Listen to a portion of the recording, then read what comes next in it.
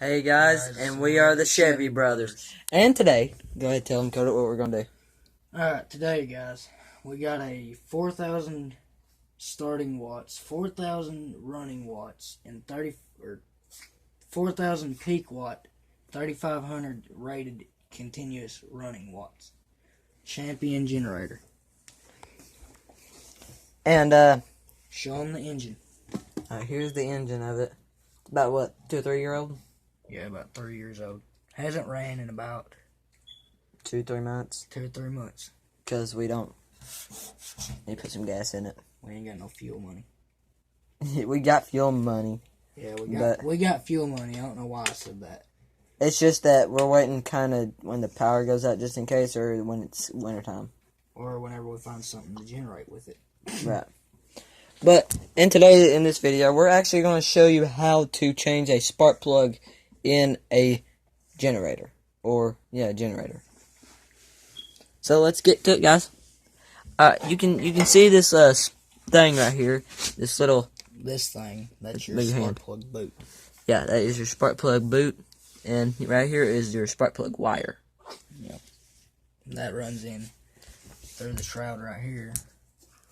Goes into your coil, which is behind that, where your flywheel's at. Right. And you got magnets on the end of that. And what does the spark plug do, Cody? It ignites the fuel and air mixture in the cylinder. And whenever the fuel and air mixture ignites, it forces the piston down. Then, that's whenever both valves are closed. That's what they call the power stroke. And if you want to know what that sound is, the dog is right there. Yeah. So, kind of ignore her. Alright, Cody, let's get to it. You just pull it off and let that hang like that. Then you take your spark plug adapter. This unit Slash wrench. slash wrench, yeah. This unit came with it.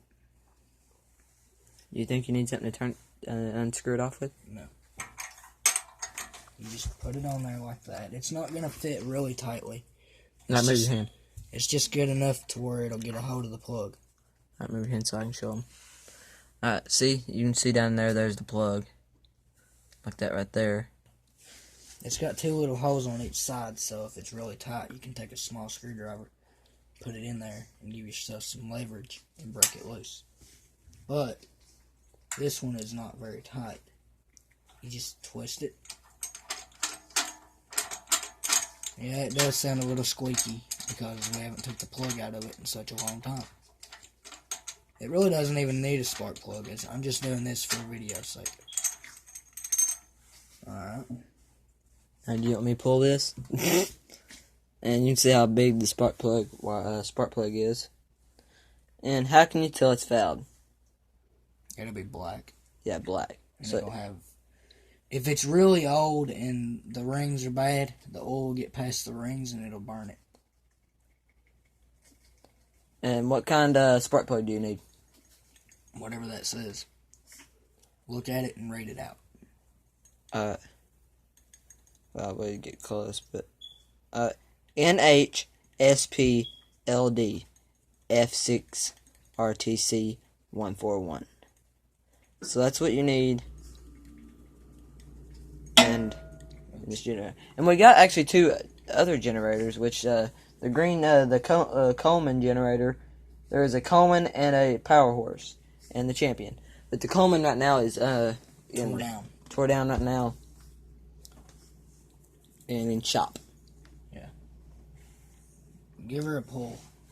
And if you ever want to call, like if you need customer service or anything, you can just call this number right here, 1-877-338-0999. And you can... And actually, the engine, what I like about this is actually got the engine shuts off automatically when the oil is low. That way, what it is it shuts the engine down due to adequate lubrication. So you do not blow it up. Yes. My truck even does that, believe it or not. And we got the dog. Hey, We got the dog here. she's an old one. She old dog, ain't she, Sandy? But, alright, Cody. Here you go. Give her a pull right fast. Alright. Just to make sure that she's not locked up. And the cylinder's not.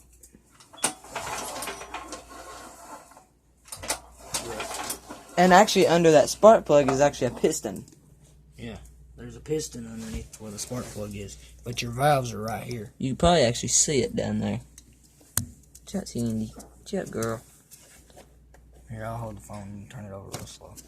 I'm actually going to try to stick it where I could actually see the piston.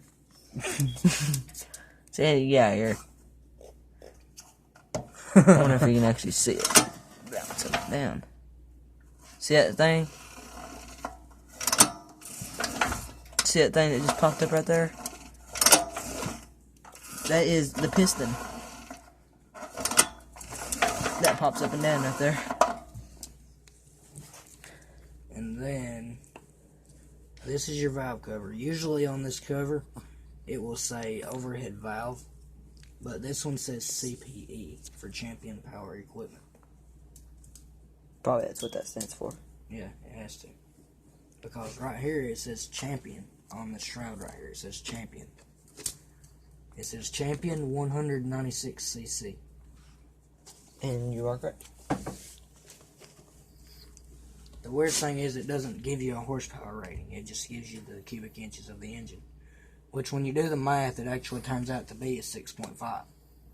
So go ahead and start putting the spark plug back in. Now, Sure. main thing, caution. Do not. Some people, I've never seen it done, but some people will actually put the plug back in the adapter, and then they'll try to put it back in. Do not do that. Because if you do that and you don't get it started first, you'll strip it. You will either strip your spark plug or you will strip your head. Then you got to get it recut and everything.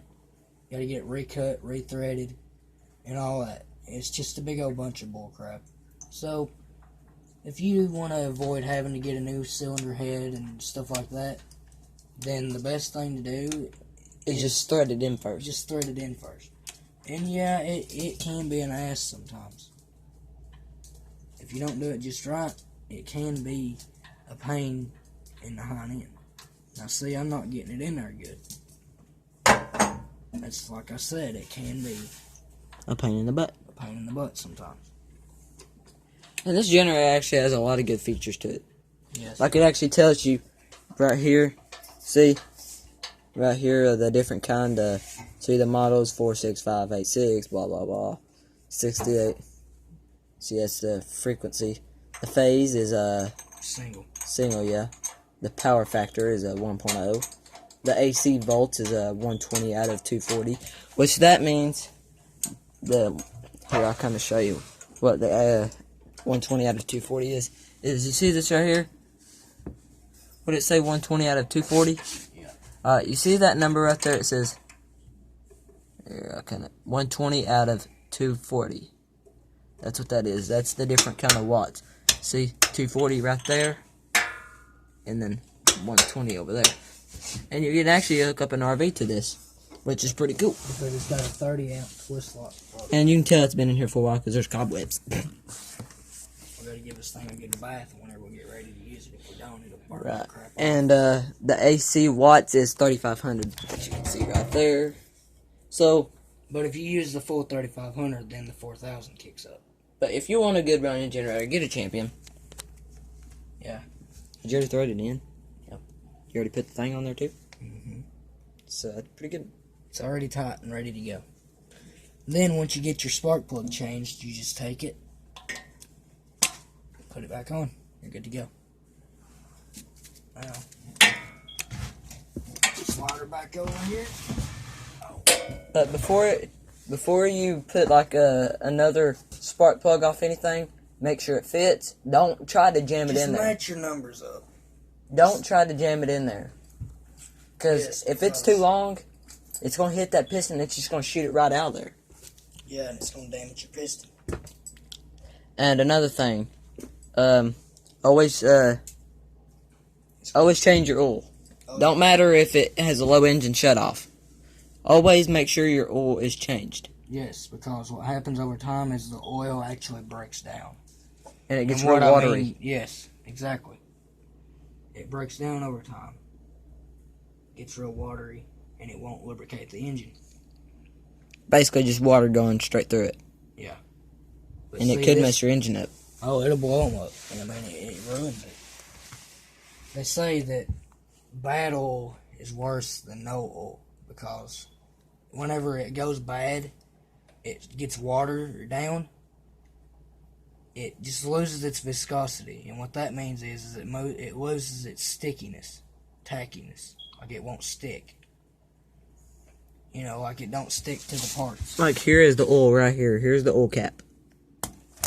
Ow. Sorry about that. Easy, it might start pouring it out because I don't know how level its ground is. That's what I'm trying to... Just in case it does. Alright, see? Here's your oil dipstick. It looks pretty clean. What do you think? Has it got like a gold tint to it? A little bit, yeah. I mean, do you see any black in it at all? I see, not black, but brown a little bit. Okay. Well, think about it. It hasn't ran in a long time. And it's just been sitting there. Yeah.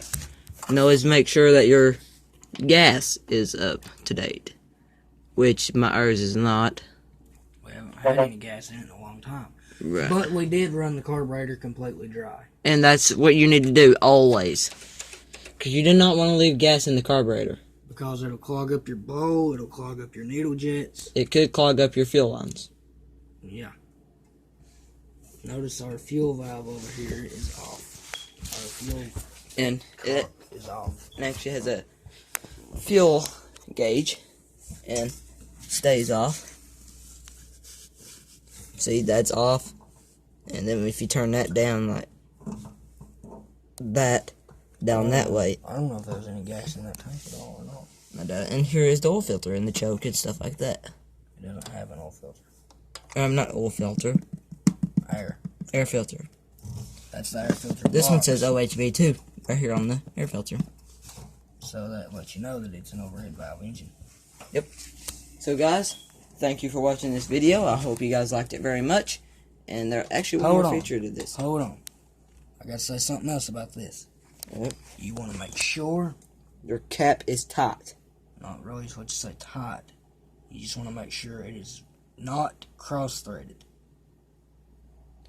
Or like what Peyton did.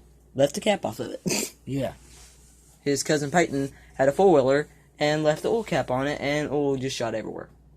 Yeah. From a distance between About a good a good two mile. to 3,000 yards. Yeah. A good 2,000 or 3,000 yards. And this is your ignition switch. Mm-hmm. And it might not look like it's built all that good, but then listen at it. Has your engine breakers, That's not your engine breakers. circuit breaker, not engine breakers, circuit That's your breakers. circuit breakers. This is your resets. Like if you got something on here, let's say 2 skill saws, it'll trip. Like if it's too high of an amp load, it'll trip one and it'll stick out. I've never flipped one, but it'll flip out over time. Now, if you got something on here and it's short circuiting, it will actually shut the engine down. Like it'll kill the whole unit. I've seen it done. Get you a good old voltmeter or voltage meter. I'm sorry. Me. And this is your Your breaker. selector switch. Your breaker, selector switch, whatever. Over here, I think is 220. No, that's 120. Or that's 240. That's 240. No, that's 120. This is over here is 240. That just turns it off when you put it in the middle. Yep. And here's your RV ready outlet. And then here is your regular plug-in. And you can hook up, This is your 240. This big plug is your 240. yeah, that's what you definitely need. You don't want to mess with that. Put a 120 on there and it'd probably just shut the It'd hell. fry it. I mean, whatever you plug into it, it would fry. The reason why this generator has 240 is because there's 3 windings inside the generator part. Not the engine, the generator part. Okay? There's 3 sets of windings in here, and each winding produces 120 volts.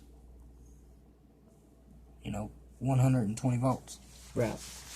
But whenever you put it in 220, it phases those two together and gives you 240. But for the most part, you can go off. One way is 220, one way is 110. Right. The fuel capacity on this thing is 3.8 gallons. So I'm guessing it means 3 gallons exactly and then 3/8 of a gallon. Right. I'm guessing that's what that means. Oil capacity, I've already done the bookwork on this thing. And we actually have a manual for it. Yeah. We've actually read the manual on this thing. Oh, and another thing about this generator. Cause I don't want no trash falling in the tank. Alright, look.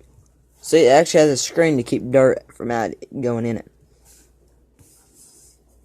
Yeah. Uh-oh. What? No, I thought it smelled like freaking mixed gas. I mean, it wouldn't matter if it did.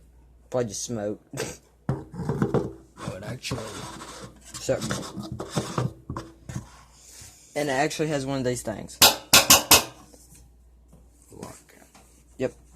Or one of them caps that pops whenever it gets... And for another thing, we actually thought about this. We actually didn't really think this through. We actually was thinking about putting a lockable gas cap, but we actually thought they could just take the thing All they'd have to do is take the fuel line off the carburetor. and turn the gas on and it just flow lick it back all in out, there. So that's why they don't make those.